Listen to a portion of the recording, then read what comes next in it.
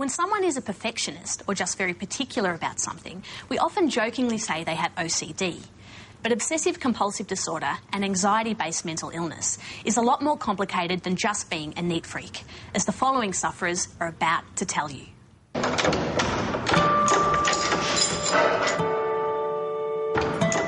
My compulsions were mainly about security, lots of locking, lots of checking of locks. I was always checking taps, making sure the tap wasn't dripping. Everyone kind of bandies it around and people always go, "Are you so OCD?" But it's a really horrible thing to go through. I don't think people are educated to how much it can fuck up people's lives.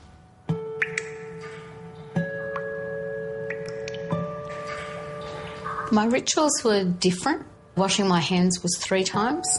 Having a shower was each part of my body 3 times, but I had to do it 7 times all over. You're very clean, though. Yes.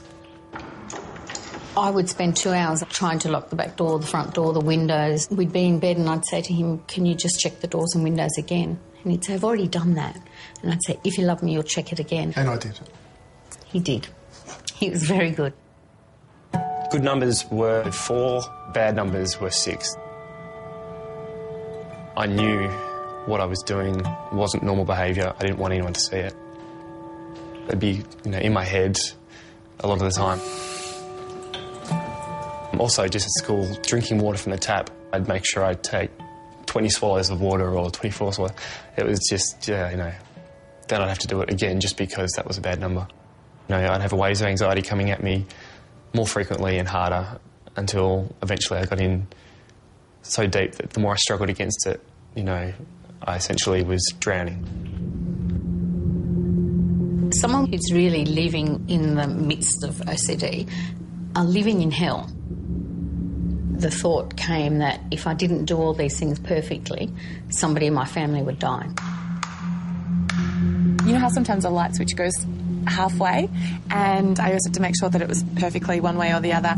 Otherwise, I would assume that somehow the wiring would catch on fire and everybody inside my house would burn to death.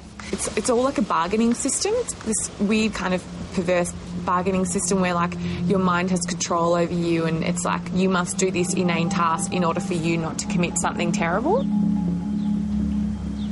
There's nothing wrong with my mind. It's a biological condition that generates this anxiety. So I always had a rational sense that what I was doing was baseless. It's just that the anxiety clouded all that. It was really hard to access and put faith and belief in that rational thinking. By this time, I was sitting at home and Dennis used to have to shower me, dry me and dress me because if I showered wrong, somebody would die. If I got dry wrong, somebody would die. Every time I woke up of a morning, I'd start to cry because I'd think it all starts again. Here we go again. Yep. I really didn't think that me not straightening a pen would cause somebody to die, but I wasn't going to take that chance.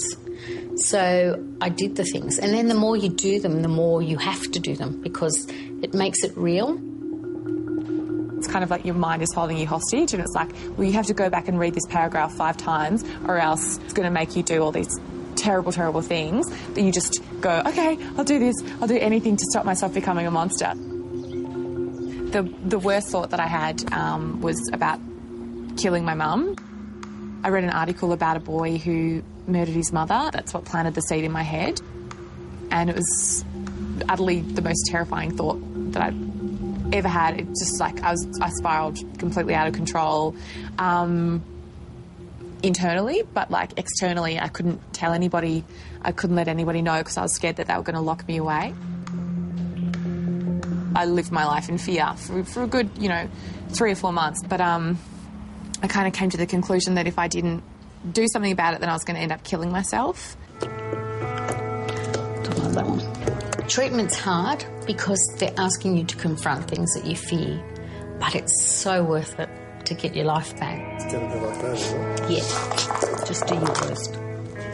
I was kind of worried that I'd go to the therapist and be like, well, I'm having all these terrible thoughts about murdering my mother, and she'd be like, well, you're just insane. She made me act out the thoughts. It was really crazy to, like, have to sneak into her office with an air knife I'm not dealing with that well. I was 16 at the time. I was just like, I just want to get married to Taylor Hanson. I don't want to have to deal with any of this stuff. So yeah, I'd have to come in and be like, ugh, and I couldn't do it. Like, I physically couldn't do it. But that was great because that was so confronting. That was a great way for her to reveal that I wasn't capable of committing the thoughts that I was telling myself that I could. I remember one night sitting on the floor in the lounge room at his feet, just saying, just check the door once, please, just once, and crying, and he just said, I'm not allowed to. It was heartbreaking a little part for me because I could see her suffering and I wanted to help her, but it was very hard just not to do it, you know, sort of try and help her. What do they call it? Tough love? And really tough. Very tough. But it worked. I don't think you fully ever get over it, because it's not like getting the chicken pox and you have it once and you get it out of your system. It's a chemical malfunction and you live with that for the rest of your life. You just learn how to deal with it better. That's what I do. Turn off taps. Save water, Australia.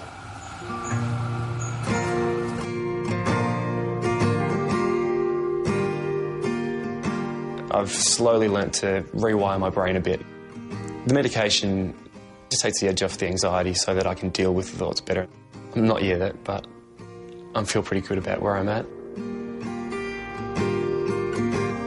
I realise that everyone has their own case of fucked upness. It's just a matter of being honest about it.